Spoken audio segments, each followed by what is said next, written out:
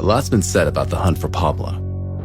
And in this episode, we let the people who were there tell us what really happened. These agents lived and breathed to hunt for Escobar for years. Now, they're going to show you what it was like.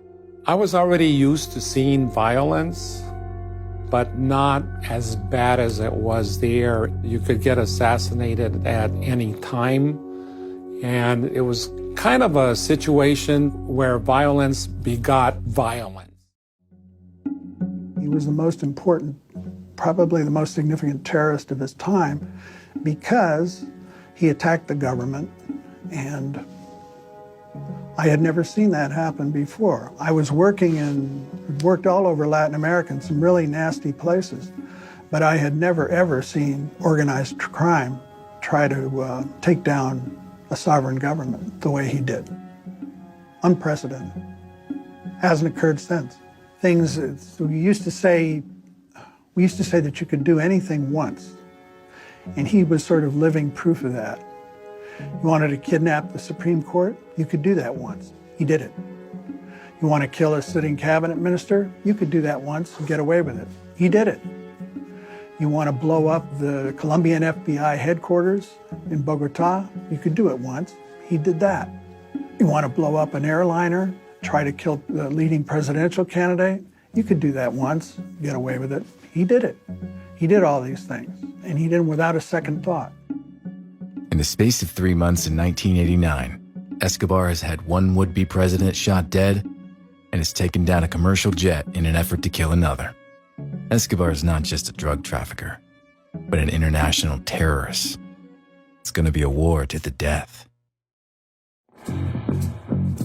Barry Seal lived to break the law. He lived to break the rules. He would smuggle anything from C4 to Quaaludes to cocaine to marijuana. He did it all. It takes a unique type of individual to do that. He was a risk taker. He was an adventurer. He loved adrenaline. He was charming. He was a bit of a ladies' man. The epitaph on his tombstone says it best. It calls him a rebel adventurer, the likes of whom in previous days made America great.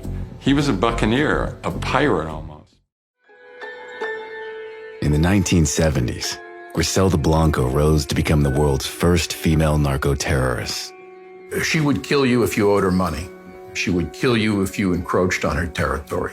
She would kill you if you personally insulted her. Sometimes she would just kill you for the fun of it. Every time police swooped in, she would vanish without a trace. We went from probably 80 to 100 murders a year to almost 300 to 400 murders in a year in the early 1980s. Not that Miami or South Florida was a sleepy community, but it wasn't expecting this bombardment, I would call it, of criminality. DEA agents will have to go beyond the call of duty to bring her to justice. We would just find the bodies shot in cars or in their homes or restaurants or wherever it was. She really begins to emerge as this female Al Capone. These guys are the real deal. On this final day, he went out like a true bad guy. He went out in typical Hollywood fashion. He fired at least 15 rounds at the police officers. He was hit 3 times. He was wounded. He continued fire. But Pablo Escobar, that day, lived up to his reputation as being a notorious, cold-blooded killer that fought to the very end. At 3:03 p.m., a search block officer is the first to reach Escobar's body. The report he shouts into his radio will never be forgotten by those who heard it. Pablo Escobar was killed on that rooftop. The very first message transferred over the radio was, "Viva Colombia, matamos a Pablo Escobar.